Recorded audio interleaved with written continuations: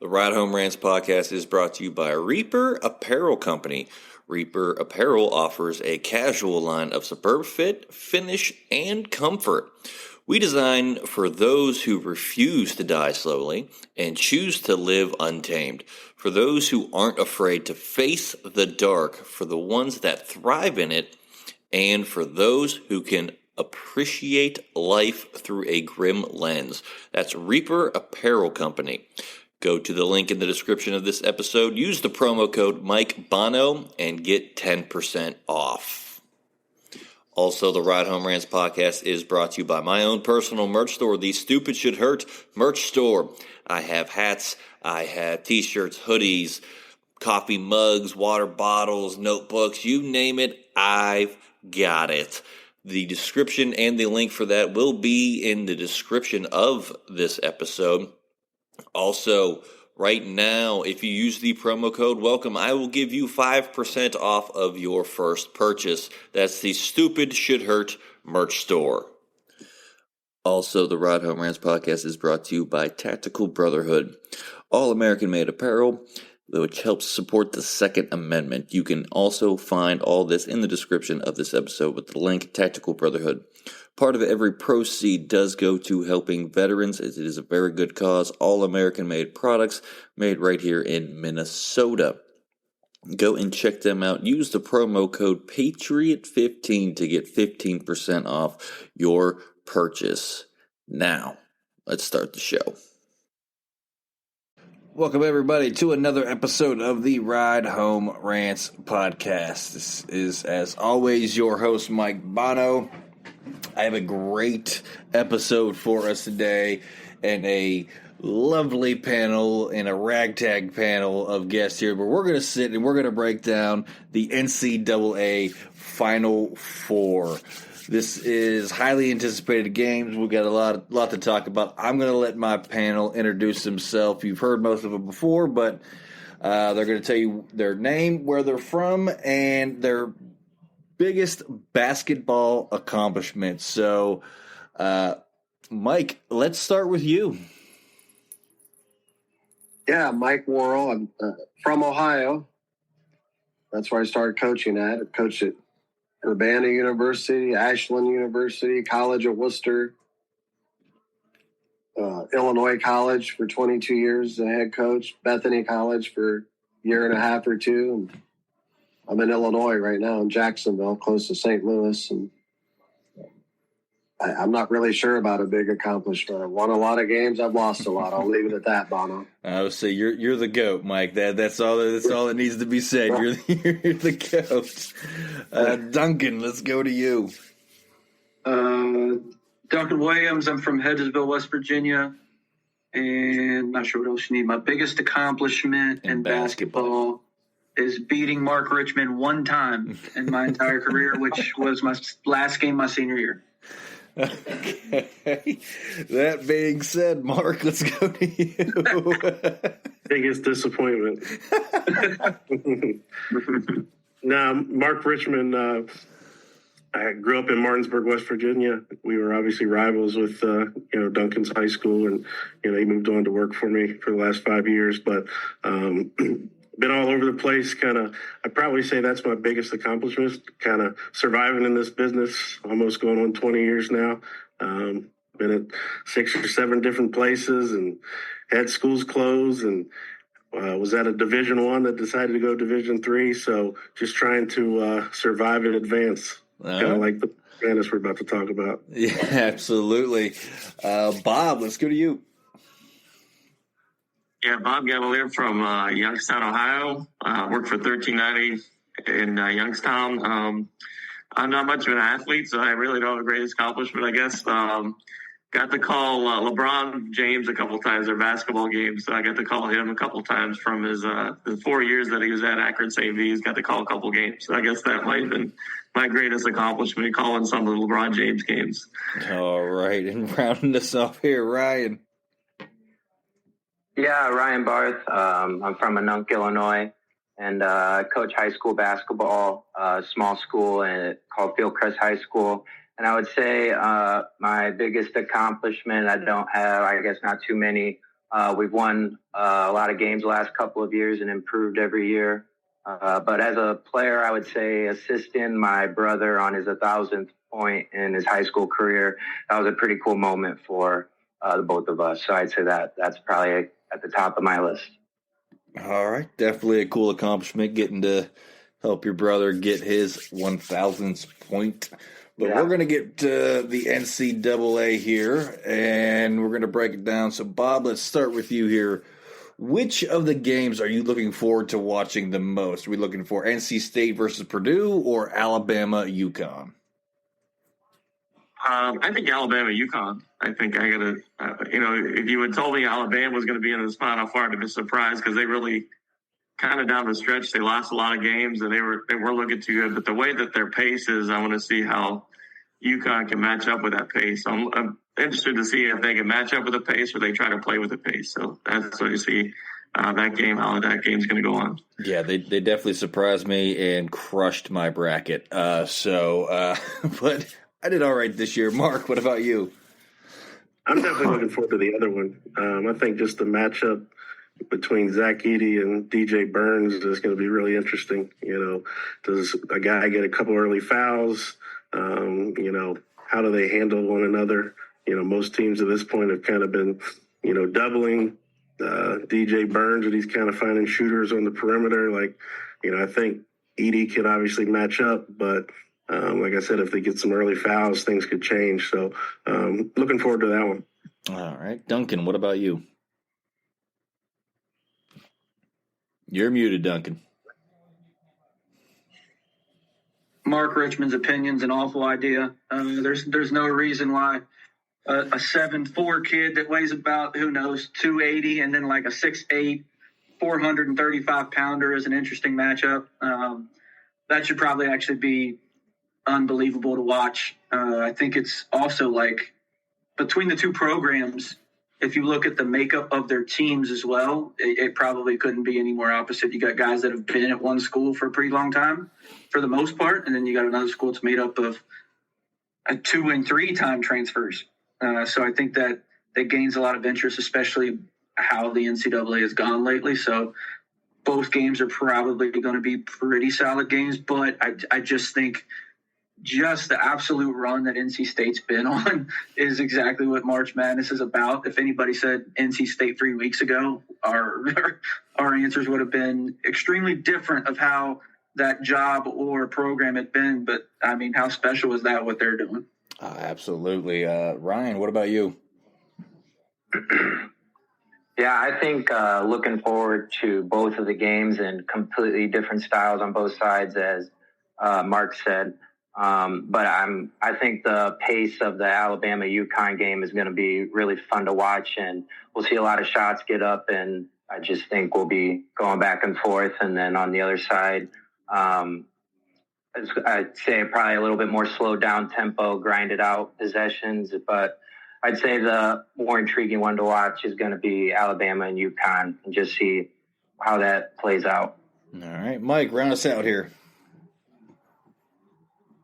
I look forward to both games. I'm just glad to see Ryan Barth and his brother Drew have recovered from Illinois shellacking they took from UConn Saturday. We'll move on from that. And my son's sitting here. He's visiting. He's assistant coach at Muskingum University in Ohio. He gave me a tidbit that it's the highest spread in the Final Four, both games combined. It's about 20 combined, somewhere in there. It's the highest since 1972, if you combine both spreads. That being said, I'm not expecting 2 blowouts, Coach Richmond, a lot of coaches don't think fate is involved in a lot of this stuff when it gets tournament time. I'm a believer fate's involved. NC State realistically should not be there. They should have lost in the semifinals of their conference tournament, and that coach, who I know nothing about, was on the hot seat, maybe ready to get fired. They bank in that 3 against Virginia to put it in overtime just to then get to the finals of the ACC tournament. So, I wouldn't be surprised if any of the 4 teams won the way things are going right now. But UConn really impressed me against Illinois. They're big, physical. Their guards are big, and I watched them some during the season, but not really like in depth, like Saturday's game against Illinois. Well, I was impressed with their size and their physical. Their guards, they're big. They're well-rounded, like offensively and defensively. I'm looking forward to both games. Yeah, I'm looking forward to UConn and Alabama. Just with UConn, putting up like 28 points, winning by 28 points against most opponents this tournament. I'm interested to see how Alabama kind of handles that pace of the game for them. But Bob, what is your prediction for both games and the national championship as well? We'll be back after a quick break. Big labia energy. But if I eat a little cheese every day, just keep it. It's like I have a tolerance. Yeah, for cheese. Good Same job with building up cats. your tolerance. Like if I pet a cat every day for the first week or two. I thought you were gonna say if I eat a cat a little bit every day, started at the tail and just ate a little bit, that'd be fine. But if I didn't eat a cat for 3 months, I would totally start at the face. Why would you start at the tail? If someone put a gun to my head and said, "Eat this cat," I'm trying to think of an acceptable scenario. About a feline, right? Oh, did you think I was talking about pussy? Maybe it could go there. I don't want to eat a cat. I want to eat a pussy.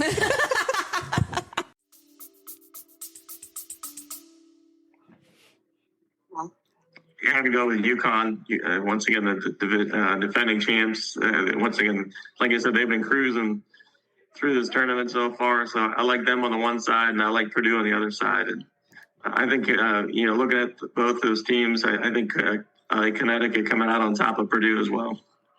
Okay. Mark, what about you?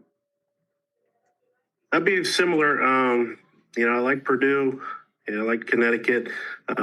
Just kind of get into the numbers a little bit and might bore some of your listeners. Like, I think the stat is, and there's a site on the internet, kenpom.com. It's, analytics. In the last 22 years, I believe it is, you got to be in the top 25 in offense and top 25 in defense nationally to have a chance to win the national title.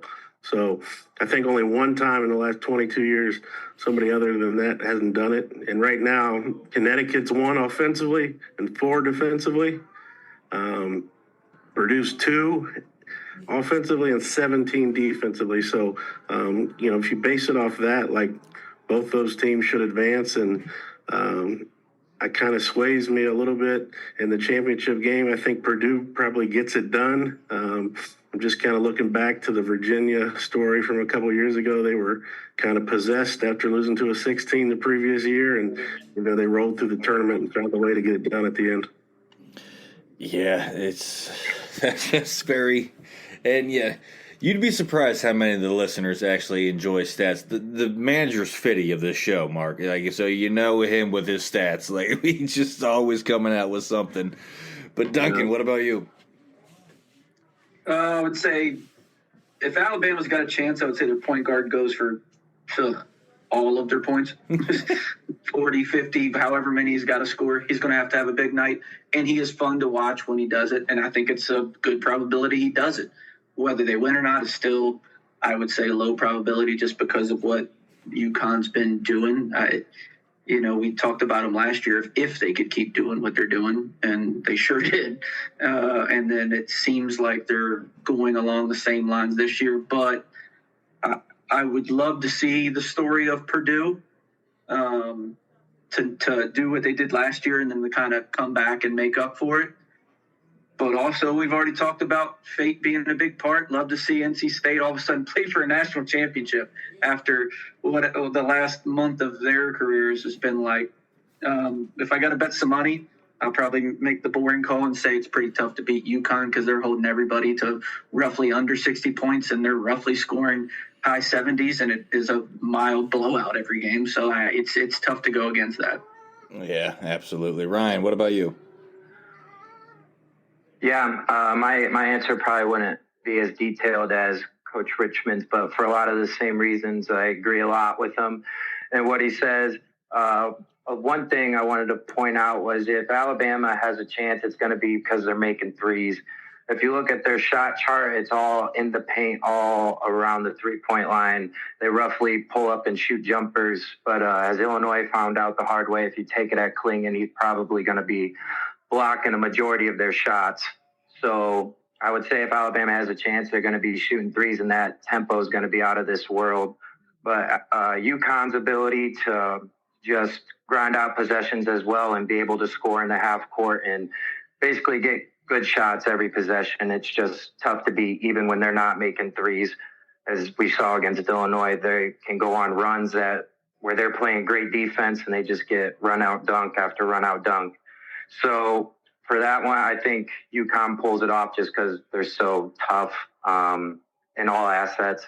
And then in the Purdue-NC State game, I would say NC State's had a great run, and they've been hot as of late and just going crazy with riding the hot streak. But I think Purdue, they have a bitter taste in their mouth from last year. And the way they've been playing lately, they're going to be able to kind of win at any cost and any type of game they have to play, whether it's slow down or which is how they want to play. And I think that's how NC State wants to play as well.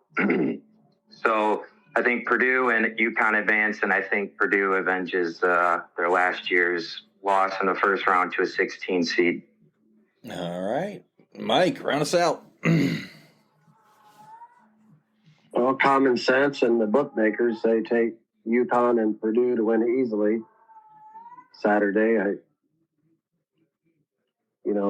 NC State, Alabama playing out of their minds, and guys are making shots. And who knows if Edey or UConn has a couple key guys getting foul trouble. And like Ryan said, first half against Illinois, they couldn't throw in the ocean. It was a 5-point game before they went crazy in the second half. But I usually straddle the fence, as everybody knows, so I'm not really ready to call an upset Saturday. And so I'll go with the favorites and, for the safe side. And I would look forward to seeing Edey go against UConn's big guys inside.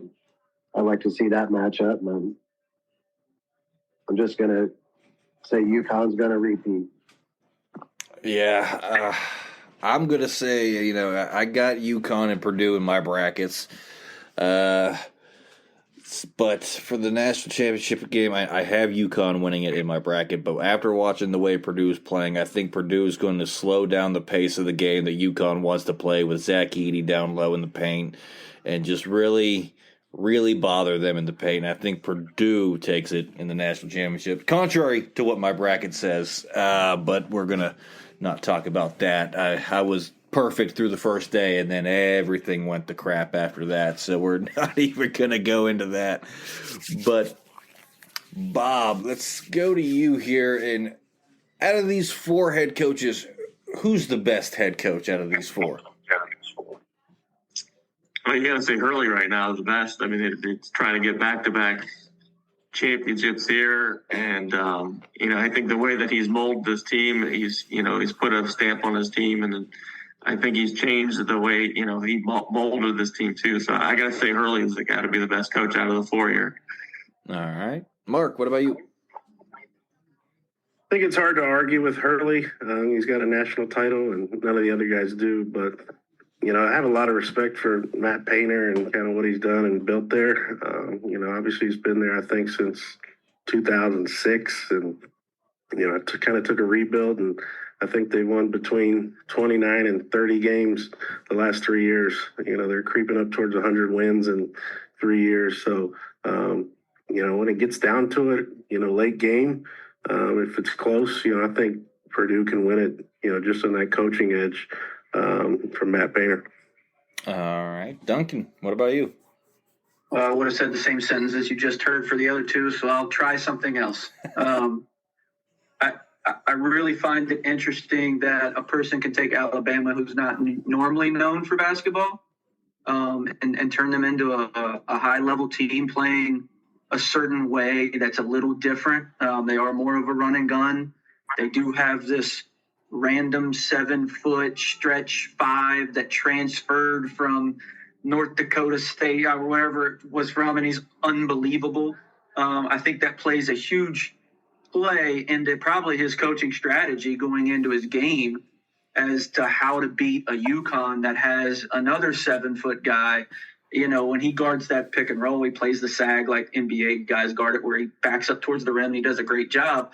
That's mainly because a lot of other teams don't have a lot of pick and pop fives in the country, because you got to have a 7-foot guy that can move. And all of a sudden, Bama will have one.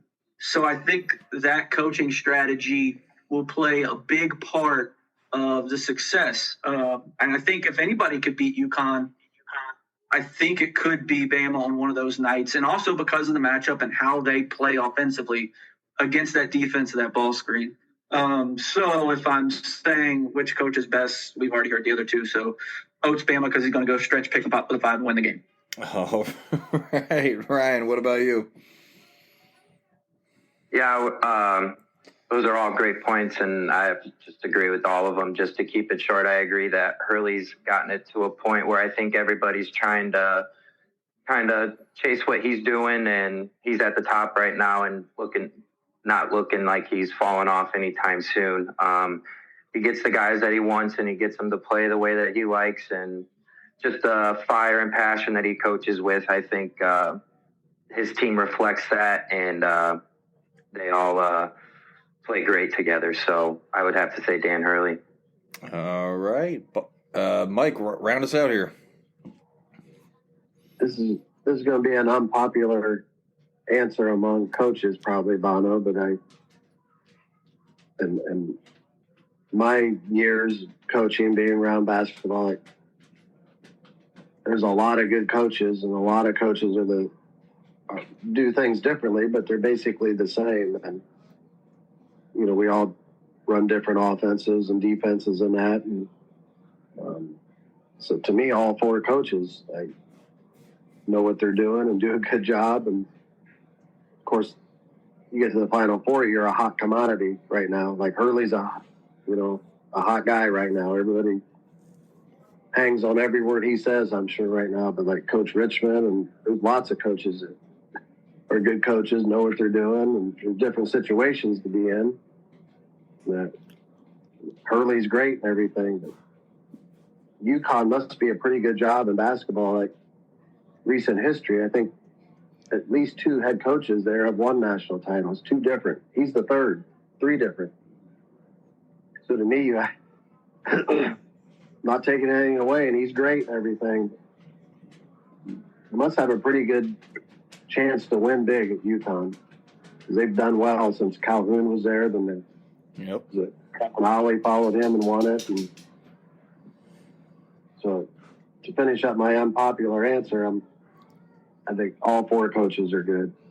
There's the PC answer I was waiting for from Mike, the PR answer from the GOAT, all 4 coaches. But no, I got to agree with Duncan, Bama's coach. I mean, who's known Alabama to have a basketball team that can make it to the Final Four, possibly into the national championship? All you hear about is the football team and Roll Tide there. So I'm going to go with Alabama and their coach on this one. I'm going to agree with Duncan on this one. Give him a little help, since everyone other than Mike picked UConn, which I guess he kind of did because he picked all of them. So, Bob, this should be an easy answer here, but which team is the biggest surprise in being here at the Final Four? Probably the easiest would be NC State, but I just think to me it's Alabama. I think, to me, watching the 4 teams, I mean, I know NC State would probably be the surprise, but to me, after I've seen them play like the last 3 or 4 weeks of the season, and they just did not play well. They lost to some bad teams down the stretch in the SEC play. So just to have them here in the Final Four is pretty amazing, because I think they even lost early in the round of the SEC. And the tournament as well. So I think just to have them in there as a tribute to them playing at a high pace here, and not, you ended the season in a bad note, but you still were able to rebound in the tournament here and go on a nice run. So I would say Alabama as one of the surprise teams for me. All right. Mark. I think it's clearly NC State. Yeah. Going back to Mike's point, about there's good coaches everywhere, and obviously UConn's a great situation. I think, one of the unique storylines kind of to the whole Final Four is, like, 3 of these guys were, like, high school coaches not that long ago. Nate Oates was the head coach at Romulus High School in Michigan and was a math teacher when I got in this business. Like, I knew him in 2008, and, he obviously worked his way up, went to Buffalo, and, now he's hitting it big at Alabama. Obviously the Hurleys got a famous name, and, his brother was a great player at Duke, but they were high school coaches, and he started there kind of at the ground floor. And then, Kevin Keats was the head coach at Hargrave Military Academy, prep school in Virginia. And, he kept grinding out high major players after high major players, and he finally kind of caught on at Louisville and, did a good job at UNC Wilmington. Now he's, obviously at NC State, and it looks like he's got that thing turned back in the right direction. So, long-winded answer for, the question, but NC State, like, he won 9 in a row, all on neutral floors, all in a tournament setting. So, like, I think the thing that stood out to me watching them, like, they're playing with house money. You see in some of these NCAA tournament games, teams get tight, and there's some game pressure late in those games.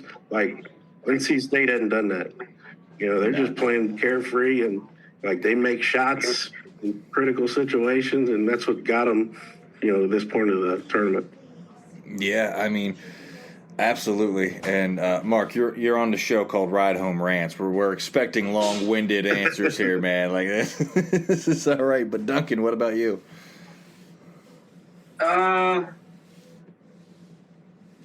I mean, like everyone said, NC State is the obvious choice just for everything that's kind of going on. I think one thing that we probably have missed a little bit is how many teams over the last, 20 or 30 years won a national title after not winning their conference tournament. And Purdue's playing with, like this intense focus, but they also got bounced a little early. Some of the other ones won their conference tournament, been on a 9, or 10 or 7 game run. I'd like to say that, like, Purdue, because they got bounced early in the conference tournament, that now it's almost set them up to have a letdown again, even though I'm rooting for them. I like the storyline of getting bounced early last year and coming back this year and really looking good in the tournament. But I don't want to look past the fact that 2 weeks ago, or whatever it was, 3 weeks ago, they lost. So I think that's very interesting. I do think if you would have asked this poll 3 weeks ago, right before the tournament started, and we say who would be a bigger surprise to get to the Final Four, excluding NC State, I think a lot of people just would have said Purdue. They just lost. So I think that's pretty interesting. All right. Ryan, what about you? Yeah, all great points. And I think with the run that UConn's had in the tournament, I don't think that it's surprising that they're making it back to the Final Four with winning games by 25-plus points. But at the same time, I think I agree with Bob that Bama is the biggest surprise to make it to the Final Four with how they played in the tournament and then just before. So, yeah, I just say that I think that Bama is the biggest surprise. All right. Mike, round us out. I agree with everybody. Bama is a surprise. I'd have to say NC State's the biggest surprise. And in my opinion, it's a miracle they even got in the tournament to begin with. Like Coach Richmond said, I think that's point blank correct. They're playing loosey-goosey, making shots because they're technically not supposed to be in the tournament.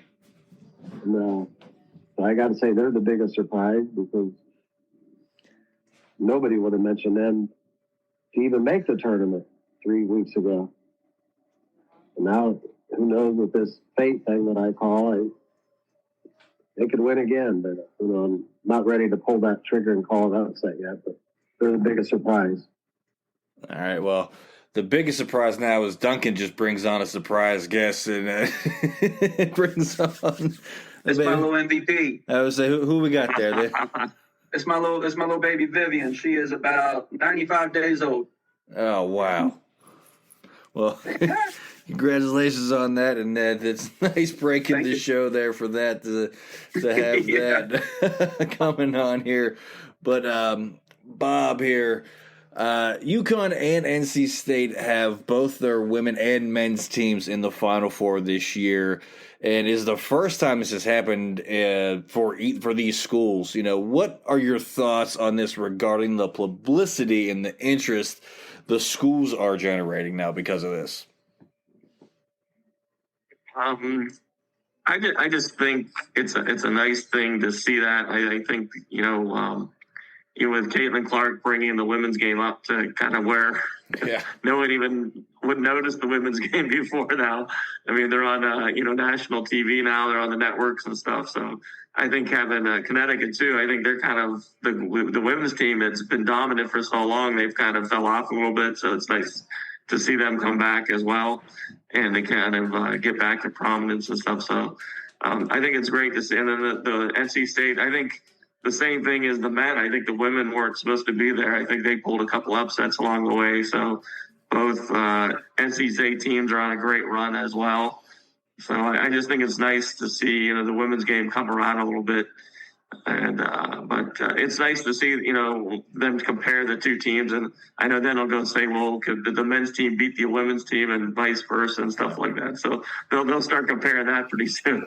That's always going to be a comparison, I think, and that's always going to come down to it, and always going to be a debate for the ages. But Mark, what about you? I think it's pretty cool. Like, obviously, getting to a Final Four is a big deal. In either sport, when both can do it, you can obviously create a lot of positive momentum. You saw what Florida Atlantic's done, San Diego State, and even, dating back to Butler, 10 years ago or more now. That's huge for those universities and, their programs. And, I think in this NIL, day and age, it can create a ton of, positive momentum, and like kind of UConn's done, they've, capitalized on that, and they're right back where they were last year. So, I think that's really important. And like you said, it's cool to see, those women's teams in Cleveland. I think I saw yesterday that, the LSU Iowa game was the most watched college basketball game ever on ESPN. Like, it's crazy. So, obviously the interest around that women's tournament is, something new and, pretty fun to follow and watch.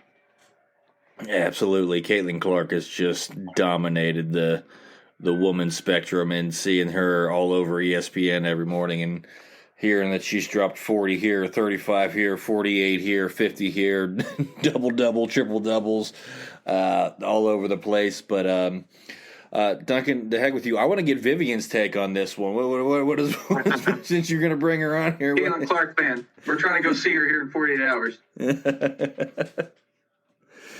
But what I think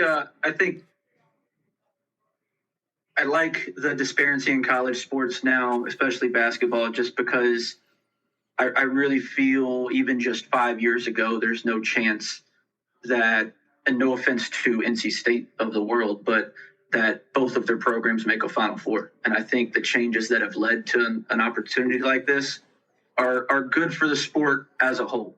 They're good for the fan bases. Last year we had two teams that maybe never had made it. And now we got, within NC State, how many times their men and women's made it. It's just giving a lot more opportunity to a lot more schools that's out there. And how can you knock that? I'm just wondering when it's going to be some of my favorite colleges' turns and my turn. But I'm a big fan of it. It adds so much to the school. You read and you watch like the Johnny Manziel stuff of how much money the school is willing to, raise while he was in school, and how much just this run of basketball between the two programs will really make for that university. We won't even be able to tell right now, but we'll be able to tell probably a year from now how much money they're willing to raise or were able to raise. So I really like where that's gone, and giving everybody more opportunity to do so. Absolutely, and yeah, like you said, Duncan, I'm still waiting for my Mountaineers to make it back to the Final Four. Ain't that the truth, baby? Bob Huggins' saga kind of hurt us this year. I think we'll bounce back next year with all this NIL. But Ryan, what about you? Yeah, I just think that with both men's and women's teams making it to the Final Four, it's just hard to do.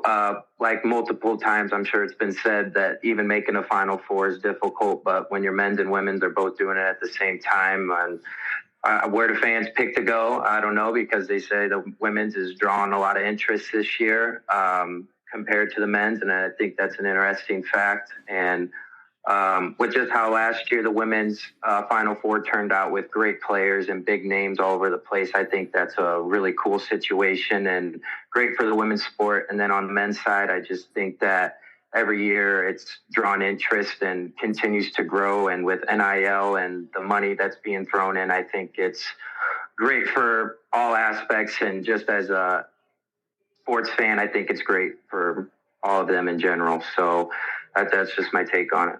All right, Mike, round us out here.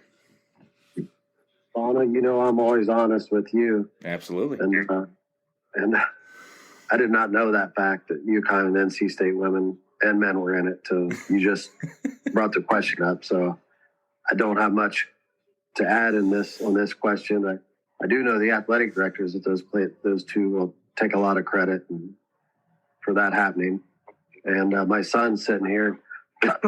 He just informed me that the UConn men and women, only time ever, their men and women won it in 2004 and 2014. All right. UConn, the same year. So that's only 2 times that's happened. That's my answer to the question. All right. I mean, maybe they have something with fours, and in 2024 here they'll do it again.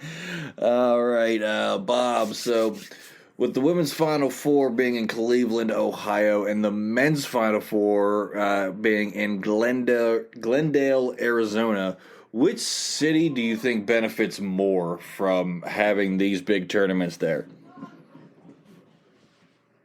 I would say in the past probably would have been Arizona, but I think this year with the women's, the notoriety, I think Cleveland's going to benefit from this. I think, unfortunately, the weather's not going to cooperate. It doesn't look too good, but I think just having them there, I think with Caitlin Clark there and with UConn and with the stars of UConn, I think that's going to be the big couple games there. So I think Cleveland's going to benefit this year just because the women's notoriety is so big this year. But I think in the past, I would have said wherever the men were at. But I think the women are taking over this year. We're already seeing it with the ticket prices. I guess they're really sky high just to get to these games. Absolutely. I'll chime in here. I think Cleveland on this one, mainly because they got a lot going on up there this weekend. The women's Final Four, the Guardians in their home opener. Yeah, opening day is Monday. Opening day is Monday. The Eclipse is happening Monday. Like, there's a lot of people heading to Cleveland right about now. But Mark, what about you? Do we have Arizona or Cleveland benefiting more? I'd probably say Cleveland. I just think, obviously Arizona's had a lot more of these, Super Bowls and, Fiesta Bowls. They're probably more accustomed to it. I will say, just walking around here before I hopped on, the Diamondbacks and Yankees just let out. People were going in to watch the Cavs and the Suns. So there's plenty going on here as well. But I think it's unique for Cleveland just because they haven't had anything like that probably ever. Okay. Yeah, absolutely. Duncan, what about you? I think it's probably bigger notoriety for the city of Cleveland to have it going on. By the way, I do want to thank the NCAA for making a free practice as long as you can go get tickets online to both teams on Saturday. That way I can afford it because I'm here in Cleveland. That's about my price range is nothing. So as long as we can get there to that I think both teams that are left have like a shoot around practice or whatever on Saturday that we're going to go to. The city of Cleveland probably benefits more notoriety wise. I would imagine. I could be wrong, but I would think that maybe the Phoenix, Glendale area maybe makes more money Maybe, but I'm not positive about that one. But it's great for both cities. Obviously, I live in Cleveland, so I'm not complaining either way. Whichever one wants to come to town, I appreciate either one. Hey, Ryan, what about you? Yeah, I think I agree with the general consensus here that Cleveland probably has more to gain. And just with the names that are going to be in the women's game there in Cleveland this week, and I think that draws a lot of attention and a lot of interest from not only young fans, but basketball fans. So I think that's where it's going to be at. All right, Mike, what about you? Round us out. Yeah, I'm sure this is a big week for Cleveland, a big event, a lot of people there. It's great for the city. And I've been to 25 or so Final Fours. Coach Richmond's been to Final Four. There's just be a lot more people there in Phoenix, and at least triple the amount will be there at the games because they're playing in the Dome. And if you haven't been to Final Four, Coach Richmond will tell you it's a major, major event. Saturday's event with the two games, it's maybe considered one of the top days in all of sports. The two semifinal games, and nothing against the women's Final Four. It's going to be huge in Cleveland, but just the spectacle that the Final Four men's tournament is, it's incredible. So I'm sure both cities will do fine. Absolutely. All right, Bob here. So does Alabama making it to the Final Four help them come out of the shadow of their powerhouse football team? No, I don't think so. I think if you can't tell, this is a fitty portion of the questions that we've added to that while we were coming up with the topics for the show. This is definitely a fitty question. I think, unfortunately, I think football is king wherever you go. I think, even though we have a lot of basketball guys on, I think, Alabama football is just, I don't think will ever be overshadowed. I mean, from Bear Bryant to what Saban's done the last couple of years, I think has put them on the map again. I think even though they may make a run, and I think they'd have to win like 4 or 5 national championships of basketball to kind of get back to where you compare them to Alabama football, unfortunately. Right. Mark, what about you? I think they picked the right year to do it. If they were going to make up any ground, with Coach Saban retiring, I don't care who they hired. They're not going to do the same thing as Nick Saban did. So, the year that Nick retired and, Alabama basketball goes to the Final Four, I don't think they'll ever catch them. Football's king, obviously, in the SEC, but I think they picked the right time to do it, and, we'll see how it goes here in Phoenix this weekend. All right. Duncan, what about you? I think probably the best question would have been, will they ever catch Alabama football in terms of facilities and resources? Because no matter how good they get at basketball, even if they are a basketball school, and how much he can probably get paid, you could probably spend eternity trying to catch everything they probably already have today, money and facility-wise, for Alabama football, and never catch it. But if you're ever going to try, at least to make it a basketball school, now's the time. So good timing on that one. I don't know if they'll ever catch them on some of the stuff that us coaches would call important, as facilities and things like that. All right. Ryan, what about you? Yeah, I agree with all the points that have been said so far. I think the new football coach that comes into Alabama has quite the shoes to fill. And with the timing that all these guys have talked about, with Nate Oates doing it right now, making it to the Final Four, and kind of seeing if he can make that switch and start to see if he can catch him, as Duncan was talking about. I just think it's so tough to try and build that dynasty. He's probably going to have to stay at Alabama the rest of his career. And I don't know if he's going to leave. He'd probably get forced out before he chose to leave, being at Alabama. If he wants to make it a basketball school, I think that's what he has to do, is stay there and just try and build and make it within his system, which I think is what he's true to. And I think he's got a good chance, but it's just going to be very, very tough to do, try and catch that dynasty that Nick Saban and Bear Bryant built before him. Absolutely. Mike, round us out. Yeah, I agree with everybody. I don't know if that will ever happen there, although I'm sure that Alabama fans are happy and elated that they're still playing basketball. It's not life or death, I don't think. Kind of like Ohio State football and basketball. And Alabama had good teams when I was growing up. Wimp Sanderson was their coach. Most of you don't remember him, but they had a lot of good teams. And Ohio State will have good basketball teams, but it gets down to it. Those two football schools are going to override anything with basketball, and it's just the way it is. Absolutely. Football is king. I really don't see anybody even coming close to what Alabama football has been able to do. And kudos to them for trying, make a run at it, do what you got to do. But we're going to round out the show with this last question here, Bob, and we're going to go to you here. Which of these teams has the best shot to be back here in 2025? I would say this has been a tough one because I don't know too many, but I would just say Connecticut, with the way that they lost their guys from last year, and then they kind of rebuilt again this year. I mean, you look at Purdue's going to lose Edie, so I mean they're going to struggle probably.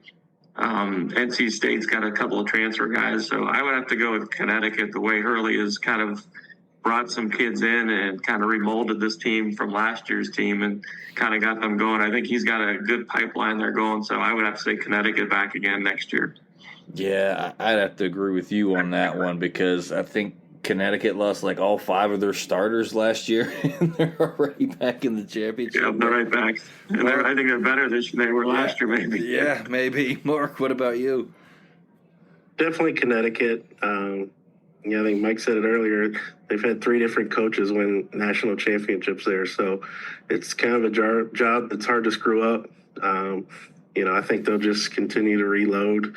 There's some rumors, and do the New York Knicks hire Dan Hurley?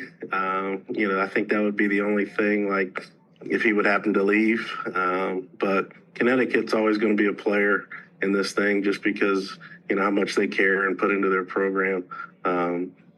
So he's going to continue to reload, continue to get guys out of the transfer portal, and he's done a really good job with high school guys as well, and developing and bringing them up. So I think definitely UConn. All right, Duncan, what about you? Hurley's out. He's gone. It's not going to happen. Sorry, everybody. Oates is a portal wizard. He's going to end up with some D8 guy that no one knew about that's going to show up and be a stud.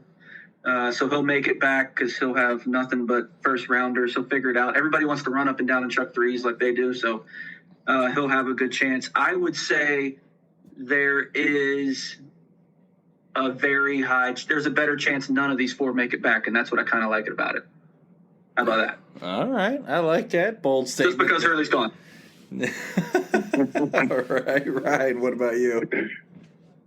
Yeah, I think I agree that with both Alabama and UConn having a chance to make it back, just because I think if Nate Oates can continue to build, and he is a 4 seed right now, so if he just gets a little bit better and gets himself in a good situation, a 1, 2, or 3 seed, or 4 again, I don't think it matters if his team gets hot at the right time, and that can be said for any basketball team. But the style that Coach Oates plays with, I think it's very impressive. So I think I actually want to say Alabama has the best chance to make it back. All right. Mike, what about you? I would agree with that.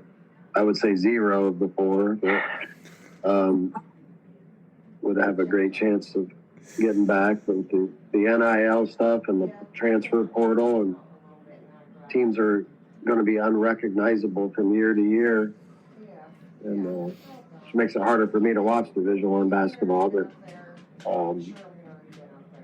players hopping around and playing for 3 or 4 different schools, and it's harder for fans to relate to those teams. these 4 teams that are playing this weekend have a total new nucleus next year. Who knows? Who knows who's going to be playing for them? So, I can't. Going into the tournament, I thought there were 40 or 50 teams that had a chance, get to the Final 8, Final 4, and, you could throw a bunch of new teams in the mix next year once they start, picking up new players. So I'll say 0 over the 4. Okay. And I like the bold statement, but, it is March Madness, so is it really that bold of a statement with NC State, an 11 seed making it to the Final Four and everything like that? But that's actually going to round out all the questions I have from my panel here today. So that is going to do it for this very special NCAA Final Four preview show. Be sure to take a listen to this before the games on Saturday so that you can be prepared. I want to thank my panel of guests for going on today. Ryan, Duncan, Bob, Mike, and Mark for coming on. This was a lot of fun to get to sit and talk some college basketball with all of you. As always, if you enjoyed the show, be a friend, tell a friend. If you didn't, tell them anyways. They might like it just because you didn't. That's going to do it for me, and I will see y'all next week.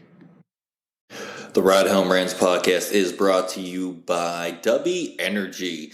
Energy drinks made for gamers, streamers, and podcasters alike. For gamers, streamers, and podcasters alike. Go to the link in the description where you can find the best energy drinks out there. Less caffeine than a cup of coffee.